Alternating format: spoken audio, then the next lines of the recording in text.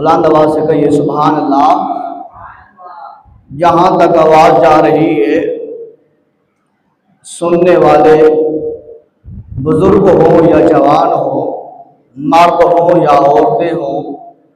نوجوان ہوں یا بوڑھے ہوں، لڑکے ہوں یا لڑکیاں ہوں، سبھی کے لیے اللہ وحدہ لا شریک کی پاک بارگاہ میں دعا کرتا ہوں کریم خدا سبھی کے علم و عمل میں اضافہ فرمائے، اور کریم خدا سبھی کے دلوں کو پاک معطر اور مطہر بنا کر بیچ میں عشق مصطفیٰ کا جھنڈا، عشق مصطفیٰ کی شمع، عشق مصطفیٰ کا دیوا روشن فرما دے۔ بلند آواز سے کہہ دیجیے آمین۔ اور حضور پاک صلی اللہ علیہ وسلم کا واسطہ وسیلہ دے کر اللہ کی پاک بارگاہ میں دعا کرتے ہیں کریم خدا جو بیمار ہے شفائے کاملہ عطا فرمائے، جو بے اولاد ہے صدقہ نبی پاک صلی اللہ علیہ وسلم کے میلاد کا اللہ انہیں اولاد نرینہ عطا فرمائے، جو پریشان حال ہے صدقہ لجپال نبی صلی اللہ علیہ وسلم کی نالین مبارک کا اللہ تبارک و تعالیٰ ان کی پریشانیوں کو دور فرمائے، اور جو سیلاب زدگان ہے،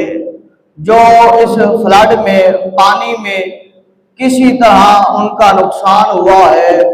مال کے لحاظ سے ہو یا جان کے لحاظ سے، ان کے لیے بھی اللہ کی پاک بارگاہ میں دعا کرتا ہوں کریم اللہ ان کو صبر بھی عطا فرمائے اور انہیں اجر بھی عطا فرمائے،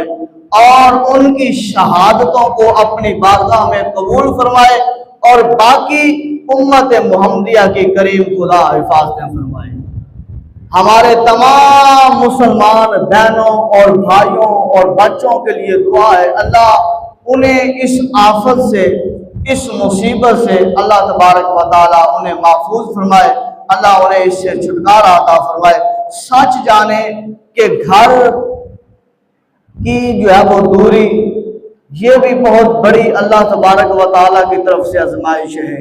اور پھر جان کی دوری یہ بھی اللہ تبارک و تعالیٰ کی بڑی آزمائش ہے۔ اگر آزمائش کو دیکھو تو کربلا کی زمین کی طرف ضرور دیکھنا کہ دیکھو انہوں نے مکہ چھوڑا، مدینہ چھوڑا، اپنا مسکن، اپنا گھر چھوڑا، کس کے لیے کہ دین کو